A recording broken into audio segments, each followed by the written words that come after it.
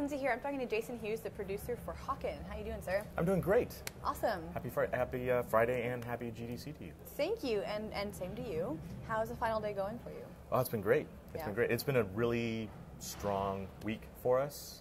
We've had a lot of great attention with Oculus and some of the destruction work that we're showing off. So it's been a great week for us. Let's talk about Oculus and the destruction work that you're doing. Let's go. Speaking of, so we had announced. It was a while ago when Oculus Rift started getting a lot of attention, and they were very successful on Kickstarter, and they started getting the funding they needed for the dev kits, and they started sending those out. So we've been working with them on a demo, and it's finally playable for the first time here at GDC, and the response has been tremendous. People are having a really good time with it. Every time I walk over there, there's a line around the booth, totally. and they had to add on an extra queue. So that's always a good problem to have. I'm very happy that people are trying that out. So that's positive not only for the game, but also for those guys as well. The Oculus team has been working really hard. So that was a very big high point for us this week. How delightful. So what are you guys working on? What's new? What's coming up? Well, some of the things that we've also been talking about this week is we've been working on some next level destruction technology with NVIDIA. So last weekend at PAX East, we had a destructible map that was out there, playable in multiplayer, and then also on the floor here at GDC, where we have a whole new level of destruction that we want to put into the maps for players. It really helps adding with immersion, just making it even more exciting. So you're not only blowing up the other mechs on the opposing team, but then you're also causing havoc on the destruction in destruction of the environment around you. So that's really, really cool. We have some footage out there, so we hope to have that out there for the for the fans a little bit later this year. But outside of that, we're working also really hard on our patches. We're doing about one every 4 or 5 weeks. That's a content patch. We have another mech that's coming out, which is the Technician, which is coming out really soon. It's a support class. So that changes things up a little bit for the game. And then we also have another map that's coming out next month too. We've only had 4 up to this point. People have been dying for another one, and we're ready. We're ready to release another one upon the masses. And you don't have a release date yet? We don't have a release date. We are still in open beta. That's the beta that started in 12/12/12 in December of last year. We're still rolling with that. We are making constant updates, doing constant patches. We are a small team, and there are some systems that are very big that take a long time to develop. So we put out a little bit at a time, get that feedback, fix those issues, put out another feature, roll out another feature. So people are only seeing sort of the small, a little bit of the picture right now. And version 1.0 is coming later this year. We don't have a specific date because we're working more towards it'll be done when it's done. We know what version 1.0 has to be. We just have to get there. So that's coming up soon. It's what we're focusing on, and we're putting out content and patches to get to that point. But I think everyone's going to really like version 1.0, and we can't thank the people who have been staying with us even through alpha this whole time for their support. It means a lot. Is their feedback really important to you guys? It's incredibly important. The forums is just one way that people get in touch with us. We also have people can submit bug reports for issues that come up. So we look at them a lot for not only bugs, but balance issues that come up, things that we could never have even thought about, that once it gets out there, people start using in a way not intended. That's just sometimes how it happens. But then also to hear about what features they want sooner than later. We have our own roadmap, but if all of a sudden everyone is missing feature X, and we were thinking about doing feature Y first, well, let's reprioritize a little bit and put some extra effort on that priority, on that feature X to get that out sooner than later.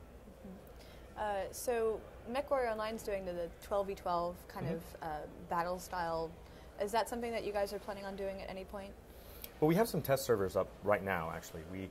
So much of the pacing of the game is defined by the maps. Right. So the maps are only, they're only so big, and a lot of them actually are fairly large in scale. For the most part, we have 12-person servers, but we have some test servers up that are running 24 players. So all people have to do is they go to the server browser, they can look under custom servers, and they can see some of those mayhem test servers that we call them. So we're playing with the idea of that quicker paced, more frantic kind of battles, but we are at the same time limited by our map size. So it's something that we're looking into and exploring and seeing what the feedback is. Are you drawing a lot from what's out there right now, or you kind of have your own roadmap, obviously? Is any of what everyone else is doing influence that at all, or you could just kind of like, no, we're just going to do our own thing? Well, I suppose it depends on what it is, right? Right. If it's game concepts and design, we have our own roadmap on that.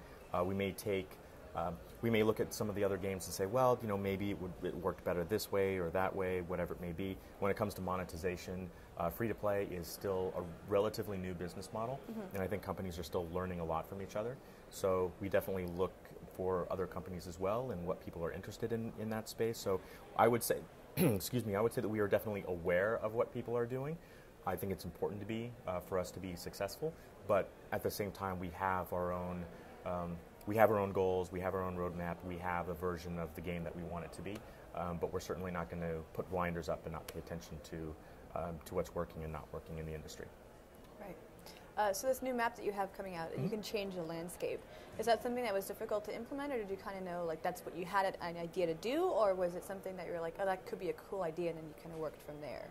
Change the landscape? Yeah, like you can destroy walls and... the destruction. Yeah, so the destruction. Well, the destruction tech, it's very interesting. So we have the demo out there that's out there right now. It really just puts that aspect into gameplay, so people can run around. There isn't a lot of strategy into what's destructible, what isn't, and where.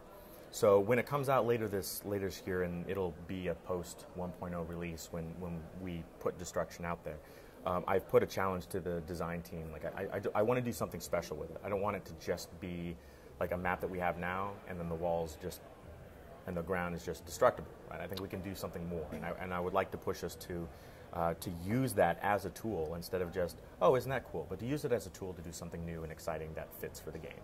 So whether or not it be mode specific, whether or not whatever it may be, I just want us to do something new, fresh, and exciting. So it's not just about destruction; it's about using that in an interesting way. Okay, so no arbitrary just shooting things because you can. It's cool to do that, but I would like us to try to do just something just a little bit more with it. Great. And do you have any concepts and planning for future releases and patches and things? How far down the line do you look? Or do you at all? I have. I mean, I keep a list. There's always going to be a backlog of things that we want to get to. A lot of that stuff isn't even scheduled. It is just in the future. You have that sort of immediate wish list. You have that not too distant future. You have the future, and then you have everything that's beyond the future. That's not really going to fit in anywhere. So not only do we have a roadmap for 1.0, we have plans, everything beyond that. And there are some systems that take a long enough time to work on that you can't. We can't just start on a big feature when 1.0 comes out, because what if it takes 8 months to do? We can't wait that long. So we're always thinking about the future, but I will say we have enough content and enough ideas that'll take us into major updates even in 2014 and beyond. So we are not looking short term. We're looking at HAWKEN as a game that we want to support, build for, build upon, improve, change, adapt to players as long as people want to support it. And we aren't even at to 1.0 yet. So we have a long way to go, but it's a good road. I'm really excited about where we're headed. The fans are already really excited and passionate about it, and they're going to be even more so when they see what's coming up this year. How exciting. Yes. Yay! Yay! All right. Well, thank you, Jason, so much for your time. I really appreciate it. Of course. You are quite welcome. Thanks for the interest. No problem. Cheers.